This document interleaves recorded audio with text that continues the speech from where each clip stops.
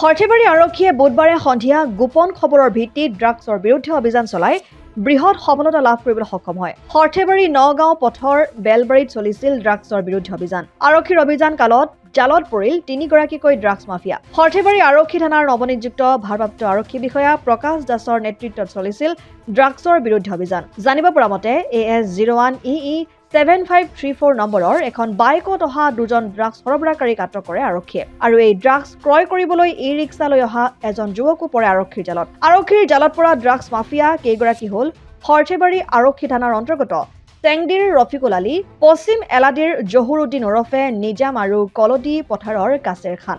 সৰ্থেবাৰী আৰক্ষীৰ এই অভিযানত জব্দ হয় বুজন পৰিমাণৰ সন্দেহযুক্ত হিৰোইন ভৰ্তি প্ৰায় 70টা কণ্টেইনাৰ জব্দ কৰিবলৈ সক্ষম হয় সৰ্থেবাৰী আৰক্ষীয়ে। ইয়াৰ পিছতেই ঘটনাস্থলীত উপস্থিত হোৱা কাৰ্যবাহী দণ্ডাধীশ দীপাংকৰ বৰ্মনৰ উপস্থিতিত সন্দেহযুক্ত হিৰোইনখিনি জব্দ কৰা হয়। ড্ৰাগছৰ বিৰুদ্ধে আৰক্ষীৰ এনে বৃহৎ সফলতাত নাগৰিক সমিতিৰ সভাপতি ডালিম বৰুৱে সৰ্থেবাৰী আৰক্ষীক ধন্যবাদ জ্ঞাপন কৰে। ভাল লগা বিষয়। আমাৰ আজি পুৰণি অচিজনৰ বিদায় লিখা আছে। আজি আমি তেওঁলোকক আমি আমাৰ মাজৰ পৰা বিদায় দিম আৰু আমাৰ নতুন অচি আজি জইন কৰিছিলে আৰু তেখেত আহিয়ে এটা বৃহৎ সাফল্যৰ মুখামুখি হৈছে, সাফল্য লাভ কৰিছে। ইয়াত 3জন ড্ৰাগছ বেপাৰী ধৰা পৰিছে। বৃহৎ সংখ্যক ড্ৰাগছৰ সৈতে 70টা কণ্টেইনাৰ সৰ্বমুঠ 29 গ্ৰাম ড্ৰাগছ পোৱা গৈছে। মই আহ্বান জনাবলগীয়া খুবেই এইটো আহ্বান জনাবলগীয়া বিষয় যে আমাৰ নতুন প্ৰজন্মবিলাক বেছি সংখ্যকে আজিকালি ড্ৰাগছ আসক্ত, মাদক দ্ৰব্যৰ প্ৰতি আসক্ত, ভাঙৰ নিচিনা নিচাজাতীয় বস্তুৰ প্ৰতি আসক্ত। আমাৰ সমাজখন বাচি থাকিবলৈ হ'লে, দেশখন বাচি থাকিবলৈ হ'লে আমি ড্ৰাগছৰ পৰা নিশ্চয় মুক্ত হ'বই লাগিব। মই এইখিনিকে আহ্বান জনাম নতুন প্ৰজন্মক যাতে তেওঁলোকে এনেকুৱা নিচাজাতীয় দ্ৰব্যৰ পৰা বিৰত থাকে। টেঙাৰ পৰা লাচিত বায়নৰ ৰিপৰ্ট, অসম আদিত্য। NKS হুণ্ডাইলৈ স্বাগতম।